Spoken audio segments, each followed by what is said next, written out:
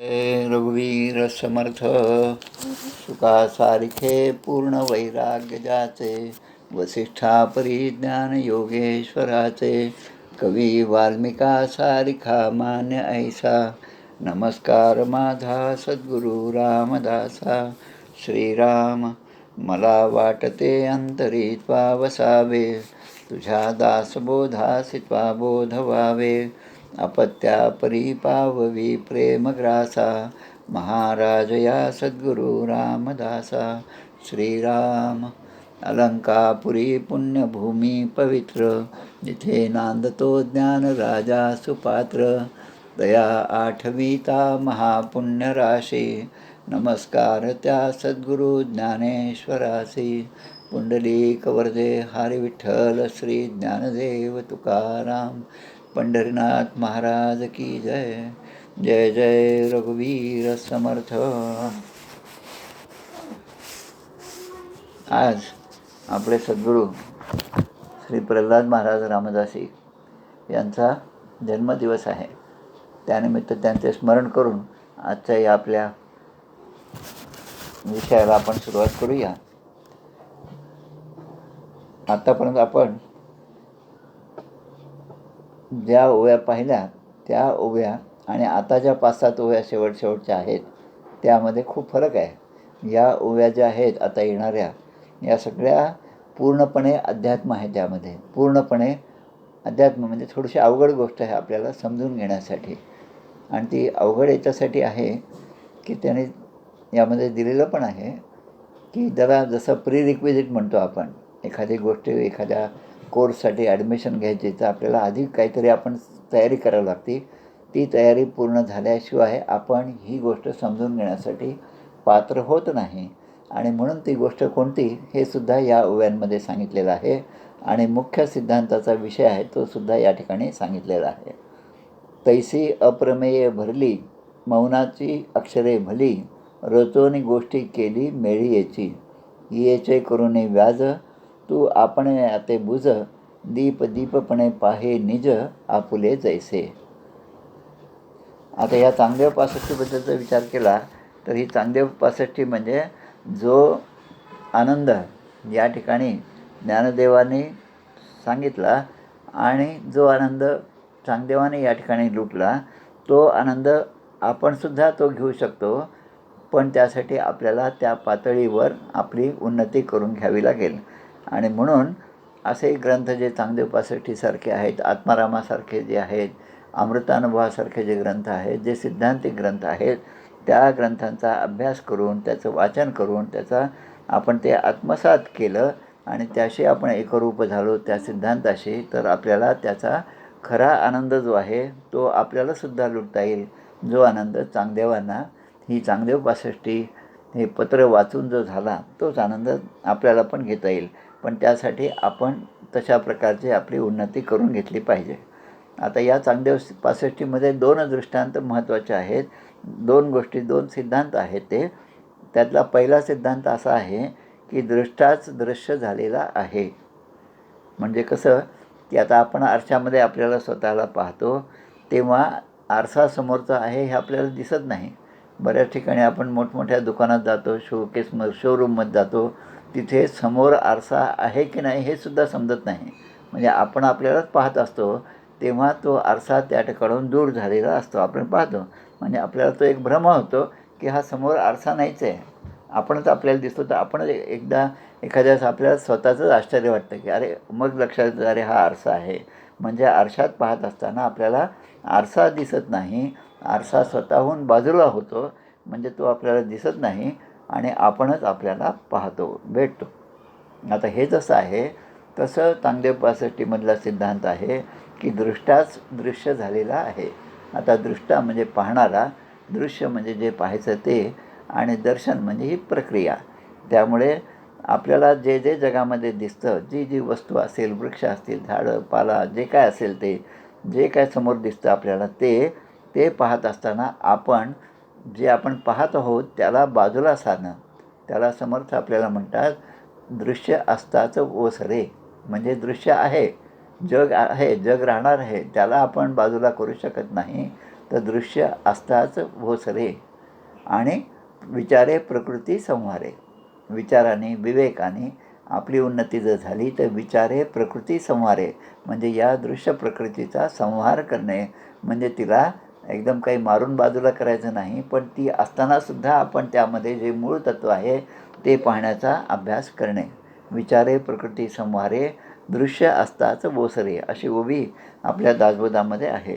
तसं या ठिकाणी वृक्ष पाषाण काही पाहिले तरी आपली दृष्टीस ते दृश्य जे आहे ते संपवून गेलं पाहिजे आणि आपणच आपल्याला पाहत आहोत असा भाव आपल्या मनामध्ये अखंडपणे दिसला पाहिजे. आपण जेव्हा दुसऱ्याला पाहतो तेव्हा समोरचा माणूस आपल्या ओळखीचा आहे का नाही हा पहिला प्रश्न आपल्याकडे येतो. ओळखीचा असेल तर मग थोडी जास्त जवळीक आपण दाखवली पाहिजे. अगदीच काही ओळखीचा नसेल तर मग त्याच्याशी मैत्री का करायची, असे अनेक प्रश्न आपल्याला या दृश्यामध्ये आपल्यासमोर येतात. पण सद्द आणि सज्जन यांच्यासाठी समोरचा माणूस कसाही असो, तो कुठल्याही पातळीचा असो, ते सगळ्यांना आपलंसच म्हणतात. आणि म्हणून दासबोधामध्ये एक चरण आहे, कामी निकामी लोका बरे पाहे. कामी म्हणजे आपल्या सगळ्या तत्त्वज्ञानाला अनुरूप असा जो आहे तो तर आपला आहेच आहे, पण याच्या विरुद्ध जरी कोणी असेल तरी तो सुद्धा आपलाच आहे असा भाव संतांच्या ठिकाणी असतो. आता याचं एक चांगलं उदाहरण मला जे आठवतं ते असं आहे की आपले मामा दांडेकर जे आहेत, ज्यांनी या ज्ञानेश्वरीचं तत्त्वज्ञान आपल्यासाठी मोकळं करून ठेवलं आहे, ते मामा दांडेकर अत्यवस्थ असताना पलंगावर हॉस्पिटलमध्ये जेव्हा ते ॲडमिट होते त्यावेळेची गोष्ट आहे. त्यांचाच एक शिष्य त्या ठिकाणी आला, त्याने मोठा प्रबंध लिहिला होता आणि तो प्रबंध घेऊन आला की सर म्हणे माझा हा प्रबंध आहे, तो आपण जरा डोळ्याकडून घालावा. आता मामा त्यावेळेस झोपून होते पलंगावर आजारी असल्यामुळे. मग ते म्हणतात तू काय लिहिलं, मला फक्त ते वाचून दाखव म्हणे, मला काही उठून बसून वाचता येत नाही. मग आता तो वाचतो आणि तो म्हणतो माझा मुख्य विषय असा आहे की या जगामध्ये परमेश्वर नाही. असं म्हणल्याबरोबर आता आपण त्या ठिकाणी असतो तर आपण काय म्हटलं असतं, अरे मी एवढा मामा दांडेकर असताना माझ्यासमोर असा प्रबंध तू दाखवतोस, तुला काही वाटतं की नाही वगैरे असं आपण बोलत बसलो असतं. पण मामाने त्याचं स्वागत केलं, अरे वा किती छान विषय आहे म्हणे तुझा, परमेश्वर जगात नाही. आता जे स्वतः परमेश्वर स्वरूप आहेत ते दुसऱ्याचं म्हणणं ऐकून घेतात, परमेश्वर जगात नाही, आणि मग तू कसं काय तुला सुचलं वगैरे तो सगळं सांगत जातो. आणि मग शेवटी मामा त्यांना विचारतात की अरे हे सगळं तुला सुचलं, पण हे खरं आहे तुला सुचलं आणि तू ते लिहिलं कागदावर, पण हे तुला सुचलं कसं? असं म्हणल्यानंतर तो विद्यार्थी गडबडला, त्याला काही आता पुढे सांगता येत नव्हतं हे कसं सुचलं लिहायचं. तर ते म्हणतात तुला हे ज्याने सुचवलं ते माझं परब्रह्म आहे, त्याला तू नाही असं म्हणतोस, पण तू नाही म्हणल्यामुळे त्या परब्रह्माच्या स्थितीमध्ये कोणताही फरक पडत नाही, पण तुझ्या समजुतीमुळे तुझ्या अज्ञानामुळे तू ते नाही असं म्हणतोस. नाही असं जरी म्हणलं तरी ते आहेच आहे. 100% स्वच्छ आणि 0% स्वच्छ, यामध्ये स्वच्छता आहेच आहे, पण कुठे 100% आहे आणि कुठे 0% आहे. मग त्याची टक्केवारी कमी जास्त आहे, पण अज्ञान आहे आणि पूर्ण ज्ञान आहे, ही जशी गोष्ट आहे तसं हे आहे. म्हणून दृश्य पदार्थच नाही असं होत नाही, पण दृष्टा हा स्वतःच दृश्य झालेला असतो.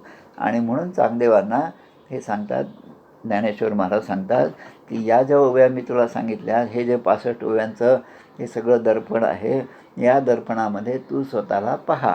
म्हणजे या ओव्या आहेत त्याचाच तू आरसा कर आणि त्या ओव्यांच्याकडे पाहत असताना तू त्या आरशामध्ये स्वतःचं स्वरूप पहा.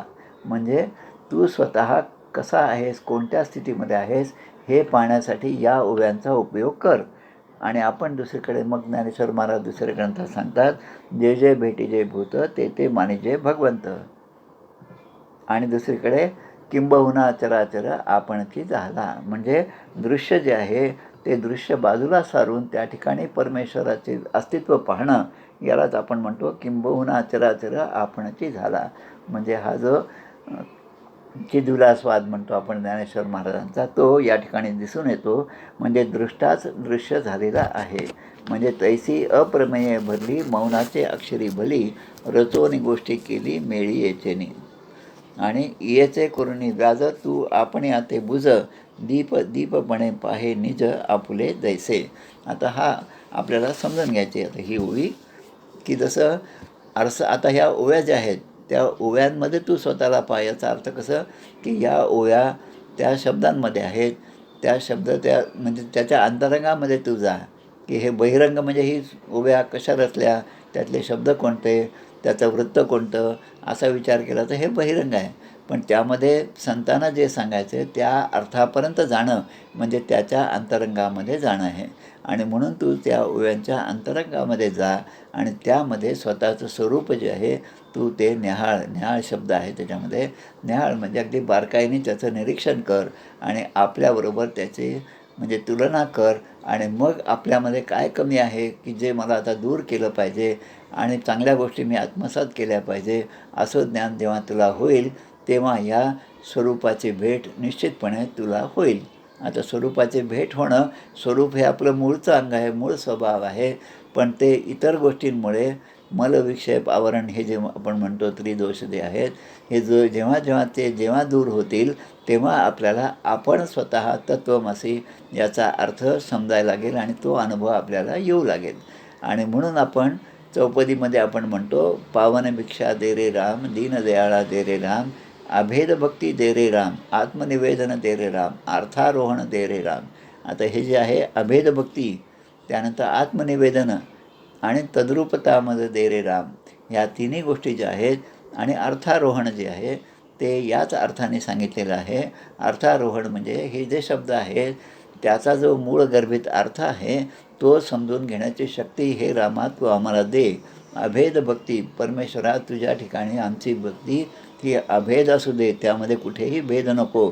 भेद नको म्हणजे कुठल्याही क्षणी 24 तास 365 दिवस आणि जोपर्यंत श्वास आहे तोपर्यंत तुझ्याशी माझी जी भक्ती आहे ती अशीच दृढ राहो. आणि त्यालाच मग आपण आत्मनिवेदन म्हणतो, की माझं काही नाही पण तू, मी नाही पण तू, अशी भक्ती जी आहे ती मला येऊ दे. आणि ती जेव्हा येईल तेव्हा खऱ्या अर्थानं मी तुझ्याशी तद्रूप होईल. आणि म्हणून तद्रूपता माझं दे रे राम. आणि त्यासाठी इथे म्हणलेलं आहे आपल्याला. पुढे अजून एक ओवी येते, त्यामध्ये सुद्धा हाच भाव आहे. तिये परी जो इया दर्पण करील ओविया, तो आत्मा एवढिया मिळेल सुखा. म्हणजे तिये परी जो इया दर्पण करील ओविया, म्हणजे 63वी ओवी आहे. की या चांगदेव 65तली ही 63वी ओवी आपल्याला सांगते की या ज्या ओव्या आहेत त्याला दर्पण करा, दर्पण करील ओविया, आणि तो आरसा म्हणून त्याच्याकडे पहा आणि मग तेव्हा तो आत्मा एवढिया मिळेल सुखा. खरं आत्मसुख जे आहे, खरं सुख जे आहे ते तुम्हाला त्याचा अनुभव त्यावेळेस येईल. आणि म्हणून हा एक सिद्धांत झाला. आणि दुसरा सिद्धांत या ग्रंथामधला जो आहे तो असा आहे की तुझा आत्मा आणि माझा आत्मा एकच आहे.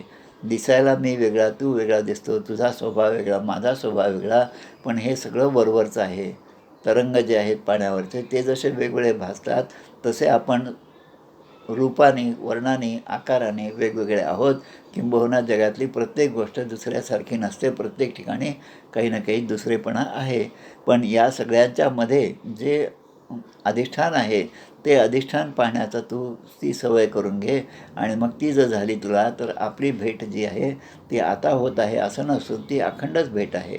अखंडित भेटी रघुराजयोगू, मना सांडिरे मी पणाचा वियोगू.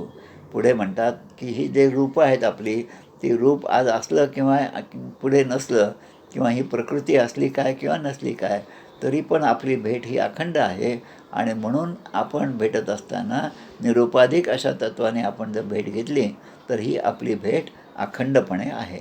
म्हणजे तैसी अप्रमेय भरली, तैसी अप्रमेय प्रमेय भरली. म्हणजे आता प्रमेय म्हणजे काय, की एखादी गोष्ट समजावून सांगण्यासाठी आपल्याला काहीतरी समोर उदाहरण घ्यावं लागतं, ते आपलं प्रमेय आहे. आणि ते प्रमेयाने आपण असं सिद्ध करतो की मला जे सांगायचं ते आपण सिद्ध करून सांगतो. परमात्मा जो आहे तो अशा कोणत्याही प्रमेयाने सिद्ध करण्यासारखा नाही. कुठल्याही प्रमाण देऊन त्याच्याबद्दल सांगता येत नाही.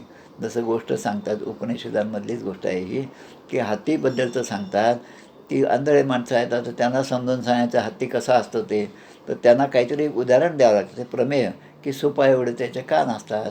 आता ते सूपही त्यांना दिसत नाही आणि मग त्यामुळे कान तर दिसतच नाही. पण ते सूप कसं आहे म्हणजे त्यांच्या हातामध्ये दिल्यानंतर त्या सूपाचा आकार समजतो. एवढं मोठं सूप असतं काय असं ते म्हणतात. आणि मग ते कल्पना करतात की हा जो हत्ती नावाचा प्राणी आहे त्याचे कान एवढे मोठे आहेत, खांबा एवढे त्याचे पाय आहेत, असं ज्याला डोळे नाही तो विचाराने सुद्धा त्याशी एकरूप होण्याचा प्रयत्न करतो. आणि हा असा कितीही प्रयत्न केला तरी प्रत्यक्ष हत्ती त्याने पाहिलेला नसतो आणि म्हणून प्रत्यक्ष हत्तीच्या स्वरूपापर्यंत त्यांचं मन बुद्धी हे त्या ठिकाणी पोचू शकत नाही. पण ते हे वर्णन त्यांच्या लक्षात येतं. पण त्याची जर सत्यता पटायला पाहिजे तिचं असेल तर खरं म्हणजे त्या हत्तीचं दर्शनच झालं पाहिजे. आता ते बिचारे दर्शन घेऊ शकत नाहीत हे ठीक आहे, पण जोपर्यंत एखाद्या गोष्टीचं प्रत्यक्ष दर्शन होत नाही तोपर्यंत जे काही आपण अनुमान लावले, प्रमाण लावले ते बरोबर आहेत की नाही हे आपल्याला समजत नाही.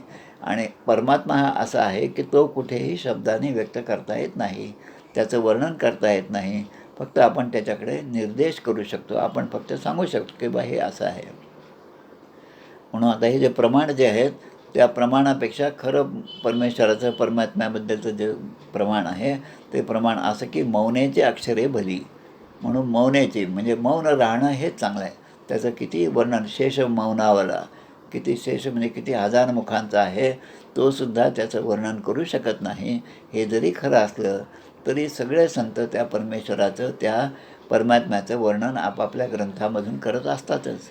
आता हे जे त्यांचं वर्णन करणं आहे ते मग व्यर्थ आहे का असा आपण विचार केला पाहिजे. पण ते ज्या अर्थी हे सगळं आपल्याला सांगत आहेत त्याचा अर्थ असाच की आपण त्याच्यापर्यंत थोडंफार तरी जाण्याचा प्रयत्न करावा आणि म्हणून ते वाणीने, ते शब्दाने, ते त्या ओव्यांमधून आपल्याला त्याचं वर्णन करून सांगत असतात. सद्गुरू स्तवनाचा जसा समास आहे त्यामध्ये सद्गुरू तत्व आहे हे समजून सांगतात समर्थ आपल्याला.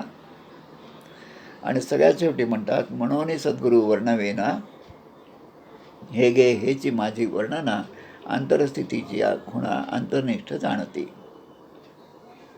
म्हणजे अशी अंतरस्थिती ज्यांची आहे त्यांनाच हा सद्गुरू तत्व समजेल.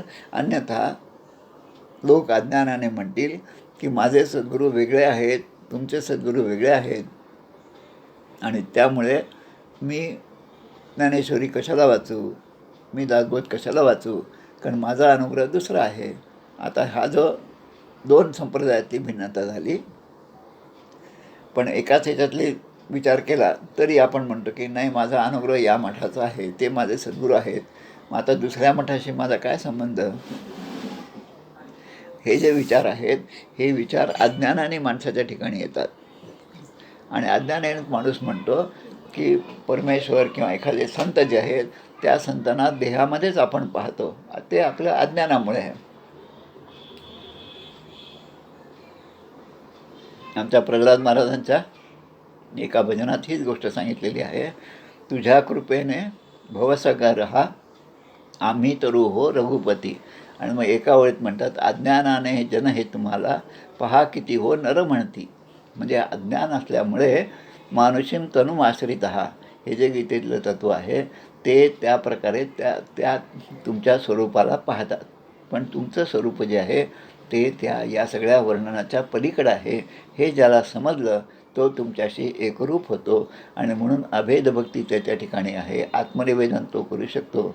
तद्रूपता जी आहे ती त्याला मिळते आणि म्हणून कुठलाही ग्रंथ वाचला तरी अर्थारोहण ही जी शक्ती आहे ती शक्ती या रामाच्या कृपेने आपोआप आपल्याला प्राप्त होते. म्हणून प्रमाण जे आहेत ते 6 प्रकारचे प्रमाण दिले आहे. शब्दाने आपण प्रमाण करतो, अनुमान आहे, उपमान आहे, अर्थापत्ती आहे, असे 6 प्रकार त्या प्रमाणांचे आहेत. तो विषय वेगळा आहे म्हणून त्याबद्दल आपण न बोललेलं बरं, आज नको.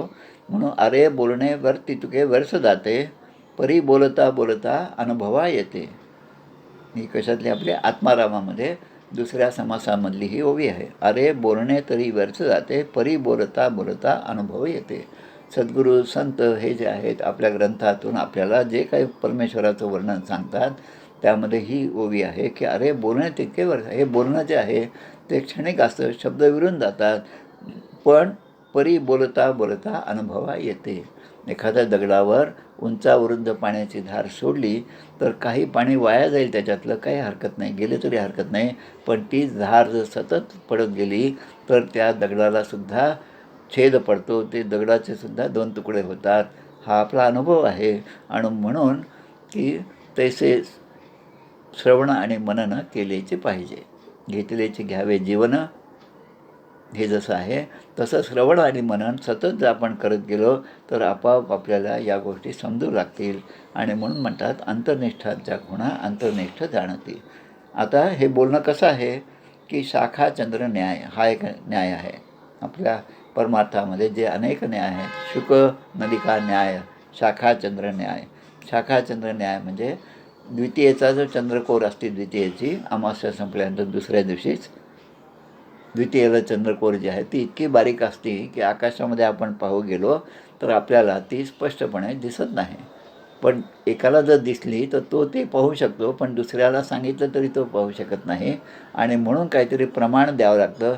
आणि त्या प्रमाण देताना तो म्हणतो की ती जी झाडाची फांदी आहे त्या फांदीच्या सरळ रेषेमध्ये पहा, म्हणजे तुला ती चंद्रकोर दिसेल. आता ती फांदी तो पाहतो. ती फांदी म्हणजे आपल्याजवळ असल्यामुळे ती आपल्यासाठी ते दृश्य आहे. आणि मग त्याच्याबरोबर सरळ रेषेमध्ये पाहत गेलं की त्याला बरोबर ते चंद्रकोर दिसते. आता जोपर्यंत चंद्रकोर दिसत नाही तोपर्यंत तो व्याकुळ झालेला असतो. आणि एकदा ते चंद्रकोर दिसली की लगेच तो म्हणतो, अरे हो मला पण दिसली. म्हणजे त्या चंद्रकोरीच्या दर्शनाचा आनंद जो मला होतो तो आनंद आता त्यालासुद्धा व्हायला लागतो. आता त्याला जर विचारलं की अरे ती फांदी कुठे आहे, तर तो म्हणतो अरे सोड फांदी, आता चंद्र मला दिसतोय, ती कोर दिसते, त्याचा आनंद घ्या. या प्रकारे याला शाखा चंद्र न्याय असं म्हणतात. म्हणून एके ठाईच बैसला परी सर्वत्र तोचे गेला. हे साधू संत कसे असतात, ते दिसायला तुमच्या आमच्यासारखे दिसतात, एकाच ठिकाणी बसलेले दिसतात. आमच्या नाना महाराज तऱ्हाणेकरांच्याबद्दल मागे बोललो होतो. त्यांच्याकडे मी अनेकदा म्हणजे दिवसाच्या कुठल्याही वेळेस गेलेलो होतो. आणि केव्हाही गेलो तरी ते आपल्या पलंगावर बसलेले असायचे आणि त्यांचं नामस्मरण सुरू असायचं. कधी त्यांना इच्छा झाली तर ते डोळे उघडून सगळ्यांच्याकडे पाहायचे, अन्यथा डोळे त्यांचे असे बंदच असायचे. आता 24 तास असं नामामध्ये रंगलेला जो आहे तो सुद्धा जेव्हा जगाकडे पाहतो तेव्हा त्याला त्या ठिकाणी अज्ञानी माणूस असा दिसत नाही, पण त्यांची उन्नती करणं हेच त्याचं ध्येय असतं. म्हणून ते कसे असतात, तर एके ठाई बैसला परी सर्वत्र तोच गेला, हे असो विश्व झाला अंगेचे तो. म्हणजे सगळं ब्रह्मांडामध्ये मीच भरून आहे हे तत्त्व त्याला चांगल्या प्रकारे समजलेलं असतं. आता एक गोष्ट पहा की भगवद्गीता जी आहे आणि हा चांगदेव पासष्टीसारखा विषय आहे, या दोघांमध्ये तुलना जर केली तर भगवद्गीता ही श्रीकृष्णाने अर्जुनाला सांगितलेला उपदेश, तो सुद्धा रणांगणावर सांगितलेला उपदेश आहे. आणि त्या अर्जुनाला म्हणजे 18 अध्याय लिहायची का गरज पडली, कारण एका अध्यायामध्ये सुद्धा काम झालं असतं. अर्जुनाला विषाद झाला आणि म्हणून त्या ठिकाणी तो त्याचा विषाद जावा म्हणून उपदेश केला. पण तो उपदेश सर्वांगाने जेव्हा केला तेव्हा हे 18 अध्याय तयार झाले. आणि मग त्यामध्ये म्हणतात की कर्मयोग जो आहे, भक्तियोग जो आहे, ज्ञानयोग आहे, या सगळ्यांचे तिन्हीचे त्यामधले 6 अध्याय तसे आहेत. आता हे जेव्हा आपण गीतेबद्दल बोलायला लागतो तेव्हा पुन्हा मला आठवण होती की आपले एकेहळी मठाचे काळप्पा महाराज जे होते, आत्माराम महाराजांचे शिष्य, यांना पांडुरंगाच्या आज्ञेने ते अंतवारला गेले होते. आणि अंतवारच्या त्या ठिकाणी जीवनमुक्त महाराज होते, जे 17व्या शतकामध्ये होते. आणि 12व्या शतकातल्या ज्ञानेश्वराने त्यांना प्रत्यक्ष पादुका दिलेल्या आहेत. त्या पादुका आज त्या ठिकाणी आहेत. तर त्या ठिकाणी ते जीवनमुक्त महाराज त्यांच्या 3 मुलांना सांगतात की तुम्ही असं करा की तुम्ही ब्रह्मचारी व्रत घेऊन या गीतेवर जशी ज्ञानेश्वरी आहे तसा तुम्ही ग्रंथ तयार करा. जीवनमुक्ती ग्रंथ नावाचा ग्रंथ त्या 3 मुलांनी लिहिला. एकेकाने कर्मावर 6 अध्याय एकाने लिहिले, भक्तीवर एकाने लिहिलं आणि ज्ञानावर एकाने लिहिलं. आणि नंतर 4था जो मुलगा होता त्याला प्रपंचामध्ये राहून ही गादी सांभाळायला सांगितली. आज ती गादी तिथे बालराज महाराज म्हणून आहेत, ते सांभाळत आहेत. म्हणजे या कर्म, भक्ती आणि ज्ञान याचं विवेचन अनेक प्रकारे अनेक ग्रंथामध्ये झाले. पण मूळ ग्रंथ जो आहे तो संस्कृतमधला आणि मग त्यानंतर ज्ञानेश्वरी आहे. तसं चांगदेव पासष्टीचा विचार केला आपण, त्यामध्ये कर्म, भक्ती आणि ज्ञान याचा उल्लेखसुद्धा आपल्याला दिसत नाही. पण त्यामध्ये काय आहे तर निखळ ज्ञान, परमेश्वर स्वरूपाचं खरं ज्ञान जे आहे, आत्मबोध जो आहे, तो आत्मबोध हाच या ग्रंथाचा विषय आहे. आणि म्हणून या ग्रंथाचा अभ्यास करण्यासाठी काही पूर्वतयारी दिलेली आहे. आता आपण हा ग्रंथाचा अभ्यास जर पूर्वतयारी आपल्याजवळ असेल तर हा ग्रंथ आपल्याला समजायला लागतो किंवा समजतो असं वाटतं. म्हणजे अनेक प्रकारे आपल्याला बोलू शकतो, पण मला समजलं असं मात्र आपण कधीही बोलू शकत नाही. कारण तो परमेश्वर त्याची अनुभूती जोपर्यंत आपल्याला येत नाही तोपर्यंत पूर्णपणे समजला असे म्हणता येणार नाही. म्हणून साधनेची काही पूर्वतयारी लागते की ज्यामुळे हा ग्रंथ आपल्याला समजेल. त्यामधले मुख्य जे आहे ते उत्तम आणि शुद्ध कर्म, म्हणजे कर्माची शुद्धता जी आहे ती त्या ठिकाणी दिली. आणि नंतर नम्र आणि मधुर भाषण, नंतर जी गोष्ट साधनेची पूर्वतयारी दिली ती सर्व विश्वावर प्रेम करणे, नंतर आहे ध्यानसिद्धी, नंतर भक्ती, जी भक्त म्हणजे विभक्त नव्हे, म्हणजे भगवंतापासून मी विभक्त नाही, तो आणि मी एकच आहे या गोष्टीवरचा विश्वास, किंवा परमात्मा एकच आहे आणि त्या परमात्म्याखरी जेथे कोणीच नाही आणि मी म्हणजे नाहीच असा दृढ भाव आपल्या ठिकाणी असणं. तर या सगळ्या गोष्टी जेव्हा असतील आपल्याजवळ तेव्हा साधनेची पूर्वतयारी झाली असं म्हणता येईल. आणि आता आपण आपल्या दृष्टीने विचार केला तर आपली ही पूर्वतयारी झाली का? आता इतके वर्ष आपण हे सगळं वाचत आहोत, सद्ग्रंथ आहेत, सत्संगामध्ये आपण आहोत, त्यामुळे काही ना काही तयारी आपली झालेली आहेच. अगदीच नाही असं म्हणता येत नाही, तयारी झालेलीच आहे. आता ती किती टक्के झाली काय नाही ते आपल्या सद्गुरूंना माहिती. आणि ती टक्केवारी वाढण्यासाठी त्यांनी आपल्याला दिलेलं साधन आहे, त्यांनी आपल्याला दिलेलं नाम आहे. ते नाम आपण घेत गेलं तर याचा अनुभव आपल्यालासुद्धा येणार आहे. म्हणून सद्गुरू आणि सत्शिष्य यांचा विचार केला तर सद्गुरू त्याच परमात्म्याविषयी, त्याच आत्म्याविषयी आपल्याला अनेक तऱ्हेने सांगत असतात. आणि ते सांगणं केव्हा त्यांचं थांबतं? जेव्हा आपण त्या पातळीवर जाऊ तेव्हा. एखाद्या भांड्यामध्ये पाणी ओतत राहतो, तो कुठपर्यंत ओततो आपण? जोपर्यंत ते पूर्ण काठोकाठ भरत नाही तोपर्यंत. तसं या ठिकाणी बोध करतात. आणि असा बोध करतात की जेव्हा त्या सद्गुरूंना खात्री होती की आता आपणासारखे करीत येतात काळ, हे जे वचन आहे ते आता पूर्ण झालं, आता या शिष्याला आता पूर्ण बोध करण्याची काही गरज नाही, आता हा इतरांना बोध करू शकतो, इतरांना अनुग्रह देऊ शकतो, असं जेव्हा स्थिती होते तेव्हा ते दोघे पण गुरु आणि शिष्य अशी एकरूपता त्यांची झालेली असते. आता याचं उदाहरण आपल्या या रघुनाथ स्वामींच्या पोथीमध्ये खूप सुंदर असं सापडलेलं आहे. रघुनाथ स्वामींच्याकडे सकाळी 4 वाजता अंधारामध्ये त्यांचे सद्गुरू त्या ठिकाणी येतात. भीमस्वामी, भीमगुरू त्या ठिकाणी येतात परसणीला. आणि आल्याबरोबर हातात झाडं घेऊन ते अंगण झाडायला लागतात, सडा टाकायला लागतात. जेव्हा यांना समजतं आणि हे पाहतात तेव्हा म्हणते हे आपण काय करत आहात? तेव्हा ते भीमगुरू जे आहेत ते म्हणतात, ते फार छान आहेत, त्यांचे वाक्य फार छान आहेत. ते म्हणतात, अरे मी तुझा गुरु आहे आणि तू माझा शिष्य आहेस, ही गोष्ट आता विसरून जा. कारण तू म्हणजे शिष्याने त्या रामाला इतकं आपलंसं करून ठेवलेलं आहे की तो राम, मी सद्गुरू आणि तू शिष्य अशी त्रिपुटी या ठिकाणी नाहीच. आणि त्यामुळे हे अंगण शुद्ध करणं हे जरी मी केलं तरी ते रामानेच केलेलं आहे असा भाव तू मनात घे. म्हणजे या त्रिपुटीच्या वर ये. आणि ती ती जी स्थिती आहे तीच स्थिती या ठिकाणी चांगदेव महाराजांकडून आपल्या ज्ञानदेवांना अपेक्षित आहे. आणि म्हणून चांगदेवा, तू जे मला भेटायला आलेला आहेस त्यामध्ये मी जे सांगितले त्याचे निमित्त करून तू आपण याते बुझ. म्हणजे तू जे आलास मला भेटायला तेव्हा तुझ्याबरोबर कोण कोण आहे काय नाही ते लक्षात घे. तू वाघावर बसला आहे, तुझ्या हातामध्ये साप आहे, त्याचं चाबूक केलं आहे, हजारो शिष्य तुझ्याबरोबर आलेले आहेत. पण हे जे आहे तुझ्याबरोबर जे काय तू आणलं आहेस ती सगळी तुझी बाहेरची उपाधी आहे. आणि म्हणून त्या बाहेरच्या उपाधीपेक्षा तू वेगळा आहेस हे तुला समजण्यासाठी तू या चांगदेव पासष्टीतल्या ओव्यांचा दर्पण कर आणि त्यामध्ये स्वतःचं स्वरूप पहा. आणि मग तुझ्या लक्षात येईल की ही बाहेरची उपाधी आहे. वरी चांगला अंतरी गोड नाही, तया मानवाचे जिणे व्यर्थ पाही. वरी चांगला अंतरी गोड आहे, तया लागे कोणीतरी शोधित आहे. म्हणून तसा अंतरंगातून तू चांगला स्वच्छ निर्मळ होण्याचा प्रयत्न कर. आणि ते जेव्हा तू करशील तेव्हा सर्वांपेक्षा तू वेगळा आहेस हे तुला जाणवेल. आणि तू म्हणजे खरं ते सच्चिदानंद स्वरूप आहे हे तुझ्या लक्षात येईल. आणि म्हणून या ओळीमध्ये म्हटलेलं आहे, इयेचे करुणी व्याज तू आपण याते बुझ. म्हणजे इयेचे करुणी व्याज म्हणजे या ओवी किंवा हा जो माझा उपदेश आहे तो उपदेशाचं निमित्त कर आणि ते निमित्त करून त्याचा तू अभ्यास कर आणि तू आपण याते बुझ. म्हणजे असं तू त्या दृष्टीने या ओव्यांकडे पहा. आणि त्याचा तो तुला अनुभव येईल त्या ठिकाणी. आणि हा अनुभव सांगण्यासाठी चांगदेव पासष्टी या ग्रंथामध्ये या सगळ्या गोष्टी दिलेल्या आहेत. आता पुढे एका ओवीमध्ये म्हणतात की तैसी केलिया गोठी तया उघडजे दृष्टी आपण भेटी आपणा माझी.